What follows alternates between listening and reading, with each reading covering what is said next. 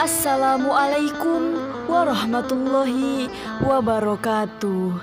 Bertemu kembali dengan saya, Salsabila Nurimatul Adilah, dalam video pembelajaran mata kuliah Sejarah Kebudayaan Islam dan Budaya Lokal.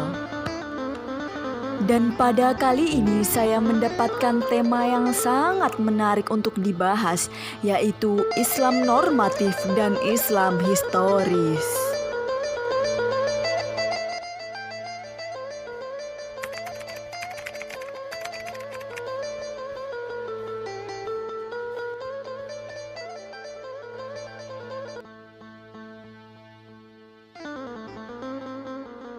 Halo semuanya, bertemu lagi dengan saya, Salsabila, di video pembelajaran Sejarah Kebudayaan Islam dan Budaya Lokal dengan tema Islam Normatif dan Islam Historis. Sebelum kita membahas materi kita lebih dalam lagi, alangkah baiknya kita mengetahui terlebih dahulu nih, kira-kira apa saja poin-poin pembahasan kita pada materi Islam Normatif dan Islam Historis. Nah, ini dia, kita akan ada 4 pembahasan. Yang pertama adalah pengertian Islam normatif. Yang kedua, ada pengertian Islam historis. Yang ketiga, ada ruang lingkup Islam normatif dan Islam historis. Dan yang terakhir adalah hubungan Islam normatif dengan Islam historis.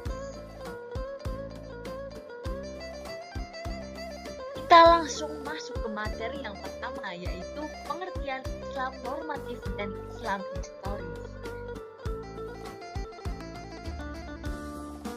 Nah, apa itu Islam normatif dan Islam historis?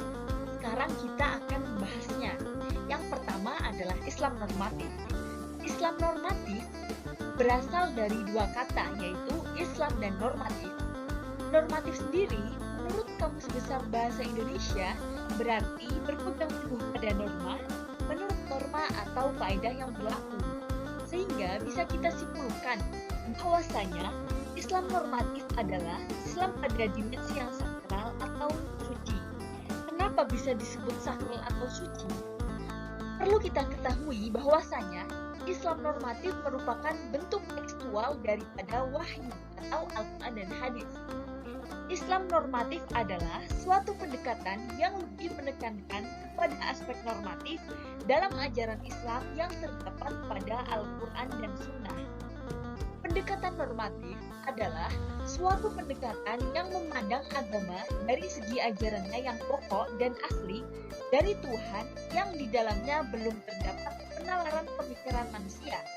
Ya, walaupun dalam manusia berpikir juga menggunakan akalnya. Bentuknya berupa aspek tekstual Islam, yaitu aturan-aturan Islam secara normatif yang termuat dalam Al-Quran dan hadis yang kebenarannya absolut dan tidak dapat dipersoalkan kembali. Al-Quran dan hadis mengandung nilai-nilai yang sakral dan tidak bisa berubah sampai kapanpun. Keduanya memiliki teks atau bentuk tulisan, dan pada kedua teks inilah pendekatan normatif berdasar. Jadi, apapun yang terjadi, semua hukum yang diatur dalam Islam tidak boleh keluar dari teks tersebut atau Al-Quran dan hadis. Kemudian yang kedua ada Islam historis. Sama juga berasal dari 2 kata. Yang pertama adalah Islam dan yang kedua adalah historis. Historis sendiri menurut Kamus Besar Bahasa Indonesia berarti berkenaan dengan sejarah atau masa lampau. Sehingga bisa kita simpulkan bahwasanya Islam historis adalah Islam yang sesungguhnya ada di kalangan masyarakat. Islam historis muncul karena suatu pemahaman dari setiap individu atau diri sendiri dalam masyarakat tentang kajian Islam. Bentuknya berupa aspek kontekstual Islam, yaitu penerapan secara praktis dari Islam normatif. Maksudnya apa? Maksudnya yaitu wujud Islam historis tersebut diambil dari upaya penggalian terhadap nilai-nilai normatif melalui berbagai pendekatan di berbagai bidang yang menghasilkan disiplin ilmu antara lain ada ilmu tafsir, hadis, fikih, usul fikih, teologi, tasawuf, dan lain-lain yang kebenarannya bersifat relatif dan terbuka untuk dipersoalkan. Islam tidak bisa dilepaskan dari kesejarahan dan kehidupan manusia yang berada dalam ruang dan waktu.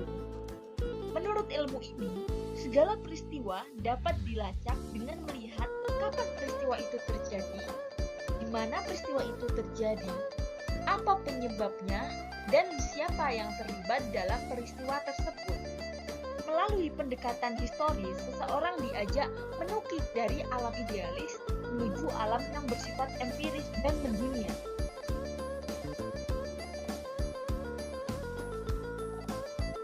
Memasuki pembahasan yang kedua, yaitu ruang lingkup Islam normatif dan ruang lingkup Islam historis. Kira-kira apa saja ya ruang lingkup Islam normatif dan Islam historis? Jangan lupa tetap perhatikan pembahasan pada video pembelajaran berikut. Nah, ini dia ruang lingkup Islam normatif yang akan pertama kita bahas. Yang pertama adalah tafsir. Kata tafsir pada mulanya berarti penjelasan dan penampakan makna. Tafsir adalah ilmu yang fungsinya untuk mengetahui kandungan kitabullah atau Al-Quran yang diturunkan kepada Nabi Muhammad SAW dengan cara mengambil penjelasan maknanya, hukum, serta hikmah yang terkandung di dalamnya. Al-Quran menjadi objek pembahasan tafsir merupakan sumber agama Islam.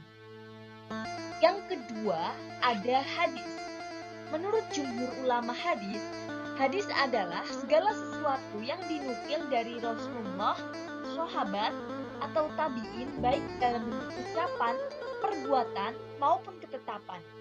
Baik semuanya itu dilakukan sewaktu-waktu saja, maupun lebih sering dan banyak diikuti oleh para sahabat. Seiring dengan waktu, ilmu hadis tumbuh menjadi salah satu disiplin ilmu yang keislaman. Ruang lingkup yang ketiga adalah teologi. Secara etimologis, kata teologi diartikan ilmu agama, ilmu tentang Tuhan berkaitan dengan sifat-sifatnya, khususnya berkaitan dengan kitab suci.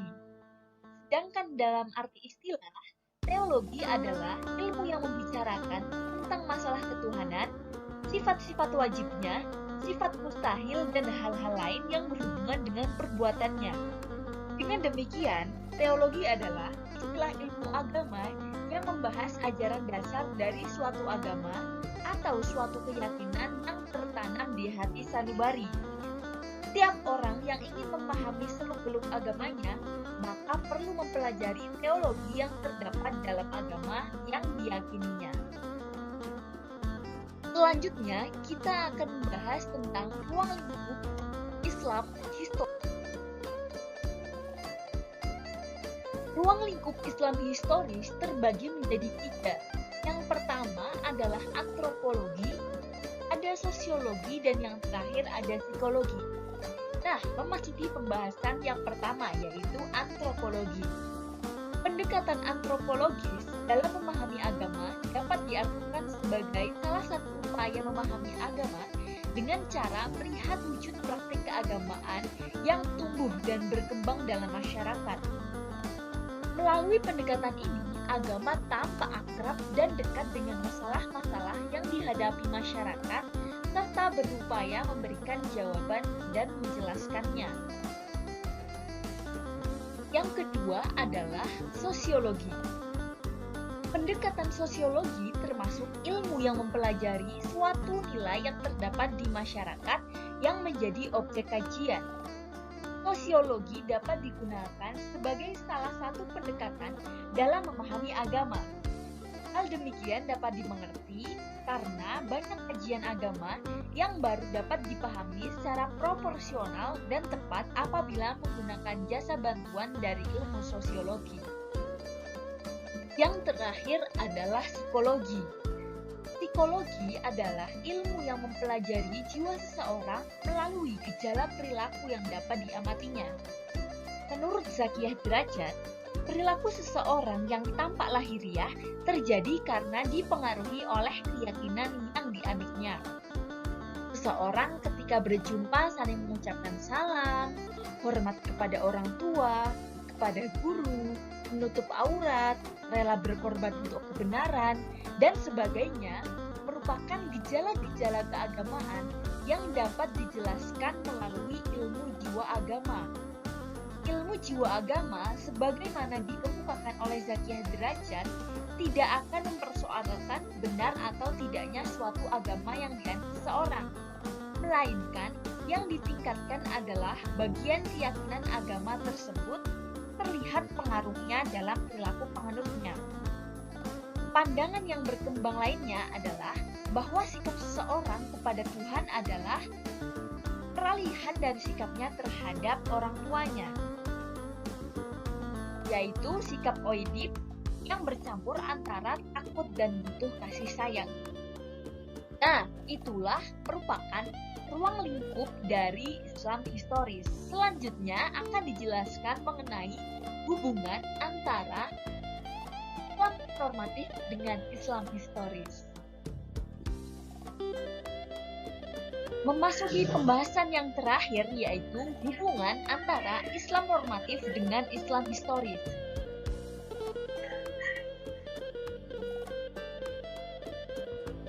Hubungan Islam normatif dengan Islam historis bagaikan dua sisi mata uang yang berbeda, namun keduanya tidak dapat dipisahkan. Hubungan keduanya tidak berdiri sendiri dan berhadap-hadapan, tetapi keduanya terjalin dan terajut sedemikian rupa sehingga keduanya menyatu dalam satu keutuhan yang kokoh dan kompak. Pendekatan dan pemahaman terhadap fenomena keberagaman yang bercorak normatif dan historis tidak selamanya akur dan sinergi, walaupun telah dijelaskan di atas bahwa keduanya berjalan dengan kompak. Tapi, terkadang masih ada perdebatan atau adanya ketegangan antara Islam normatif dengan Islam historis. Pendekatan normatif di satu sisi merupakan pendekatan yang selalu berpijak pada teks yang tertulis dalam kitab suci masing-masing agama, sehingga pendekatan ini cenderung bercorak literalis, tekstualis. Sementara di sisi lain, pendekatan historis melihat kitab suci dan fenomena keagamaan tidak melalui cara tekstual, namun dengan sudut pandang keilmuan sosial keagamaan yang bersifat multidimensional, baik secara sosiologis, filosofis, psikologis, maupun antropologis. Namun, untuk mengatasi ketegangan tersebut, Amin Abdullah menawarkan paradigma interkoneksitas dan integrasi yang menjelaskan bahwasanya setiap bangunan keilmuan, baik ilmu agama, sosial, alam, tidak dapat berdiri sendiri, tetapi keduanya saling berkaitan antara satu sama lain. Contohnya adalah ilmu sains dengan ilmu agama, yang dalam melakukan penelitian seringkali para tokoh-tokoh atau para ahli ilmu mencari dalam kitab-kitab agama untuk dijadikan sebagai bahan research atau penelitian. Dan kita perlu mengulas kembali salah satu kata-kata dari seorang ahli ilmu dunia, yaitu Albert Einstein, yang mengatakan bahwasanya ilmu tanpa agama adalah buta, agama tanpa ilmu adalah lumpuh. Nah, di sini sudah jelas antara agama maupun keilmuan yang lain saling berkaitan satu sama lain. Nah, mungkin itu saja penjelasan mengenai Islam normatif dan Islam historis pada kesempatan kali ini.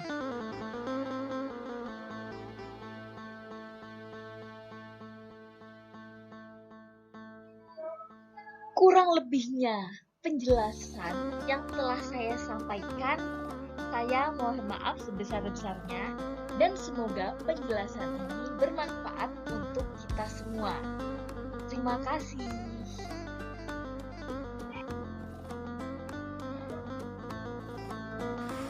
Nah, itulah video pembahasan mengenai Islam normatif dan Islam historis. Mungkin cukup sekian, kurang lebihnya mohon maaf. Wassalamualaikum warahmatullahi wabarakatuh.